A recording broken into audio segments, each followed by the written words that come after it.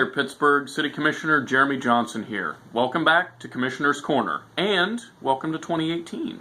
In case you were wondering, that great Murder by Death sounding intro music that you've never heard before was put together by Jacob Anselmi. So I feel like I should apologize for the length of time it's been since I posted a video. The last one that I did covered a budget that we passed over the summer, which was 5 months ago. So the reason for that is mostly that I had time for it. Since then, school's been in session, which means both my wife and I have been working full-time and pouring ourselves into our schoolwork, as well as spending time with our son outside of school. The result is not having a whole lot of free time, and it is free time that gets used to do volunteer work, for example, serving on the City Commission. So this brings up a topic that we voted on at our last commission meeting of 2017. One of the outgoing commissioners suggested at the meeting prior that a stipend be created for sitting commissioners, about $250 a month. The reason he suggested it, he said, was because nearly every other elected municipal official in the region receives at least some form of payment, and the work that goes into being a Pittsburgh City Commissioner is considerable, since it is the largest city in the region. Now, there is something to be said for the work that we do as City Commissioners, but it's a problem for a few reasons. First of all, while Pittsburgh is the largest city in southeast Kansas, its form of government is also unique. Most of the municipalities surrounding us have a mayor and a city council who are elected separately. The mayor typically has more responsibility than the rest of the council. Pittsburgh, by contrast, has a 5-seat commission that takes turns serving as mayor, and it's their primary duty to hire and oversee a city manager, in our case, Darren Hall. The city manager does a lot of the heavy lifting for the administration of the city, especially managing city personnel. In most cities that have an elected mayor, more of this burden falls to them, which means more time spent managing the particulars of the city. Pittsburgh's commissioners spend zero time doing this, which gives us more time to focus on higher order matters, such as helping determine the future vision for Pittsburgh. As I said in the meeting, the commission does important work, and $250 a month may not sound like much, but over the course of the year, that's $15,000 being spent on commissioners. And there are plenty of other ways we could be spending that money to improve the city. Perhaps the more important point is that having the commission get paid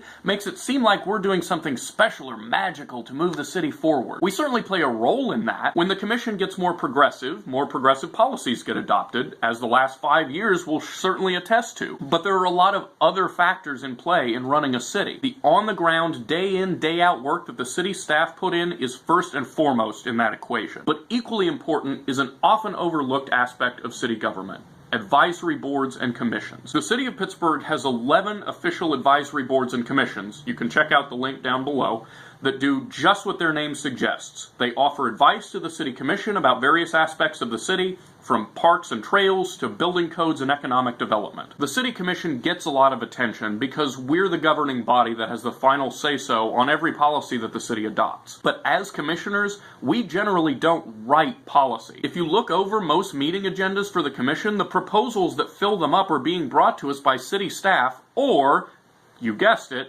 advisory boards. These boards are made up of people in the community who apply to be on them. Some of them have specific membership requirements. The Building Code Board of Appeals, for example, is one made up almost exclusively of trades professionals, but the majority of them are at-large positions requiring only that people apply when a seat comes open. And because they're official advisory boards to the city, they work closely with city staff when reviewing and developing policy proposals. For example, the Active Transportation Advisory Board, which makes recommendations on walking and biking paths, has the Parks and Public Works directors attending every single one of their meetings. It was because the board was sanctioned as an official advisory body to the City Commission that they were able to get approval for a master plan for active transportation in the city. When the Commission gets policy recommendations from advisory boards, they get taken seriously. Now, as an aside, I got my start in city politics on the Active Transportation Board before getting elected to the City Commission. It's a great place to learn about how the city functions and how the levers of power work,